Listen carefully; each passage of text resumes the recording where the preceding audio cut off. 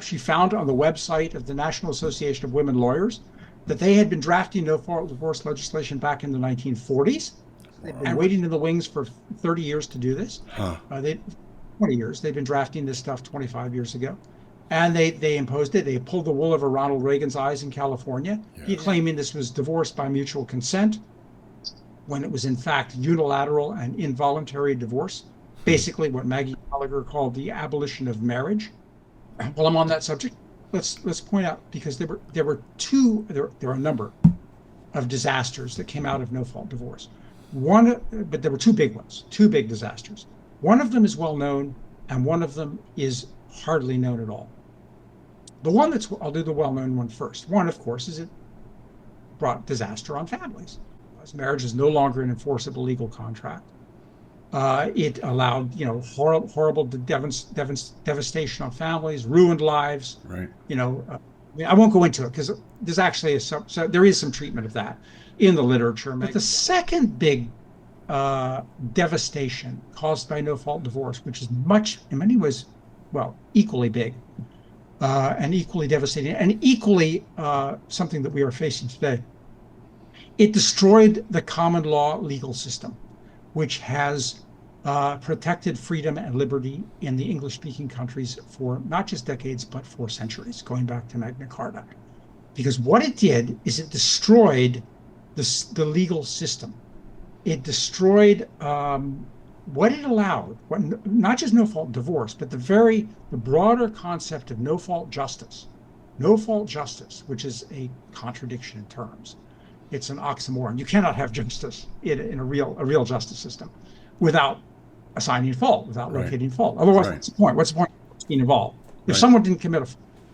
Okay, but the larger phenomenon of no-fault justice, what allowed for the first time, or at least it codified for the first time, it allowed courts to summon legally innocent people and issue punishments against them.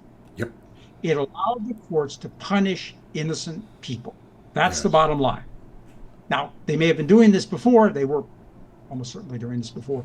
But this made it legal. This made it above board. This made it legitimate for courts to punish innocent people. And it's so simple, but it's escaped us for the 50 years, half century since this happened. Right.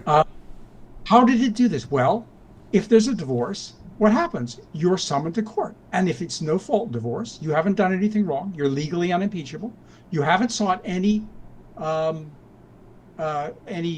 litigation of your own. You're not trying to litigate against anybody. You're a legally unimpeachable citizen. You're a legally innocent citizen, innocent of any legal infraction and not accused of any legal infraction.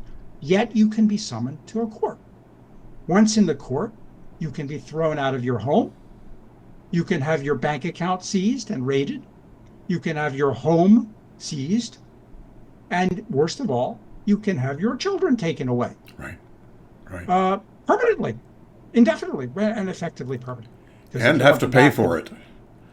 Right. If you want to back, the burden of proof is on you to get them back, and you never get them back, frankly, for their entire childhood. Yeah. So now you could say, oh, these are not punishments. These are just, the courts have to deal with this. They have a divorce. They have to do this. They have to do something. No, it's a punishment. Being thrown out of your home, having your bank account seized, having your home forced to sell your home, and forced to part with your children. If that's not a punishment, I don't know what is. And yet the divorce system rationalized these effective punishments on innocent spouses, innocent citizens. So that's what I say. The no-fault system allowed courts to punish innocent citizens, innocent people. And if you look at my first book, Taken into Custody, where I go through all the horrors of the divorce system, and I go point by point down the Bill of Rights and the Constitution, and I show how every article in the Constitution and Bill of Rights is violated routinely in these totalitarian courts. Where do these horrors come from? It comes from that precise root, that precise origins, allowing the court to punish innocent people. So that the no-fault system destroyed two basic institutions of our civilization: the family and the law, the justice system, the judicial system. It institutionalized injustice.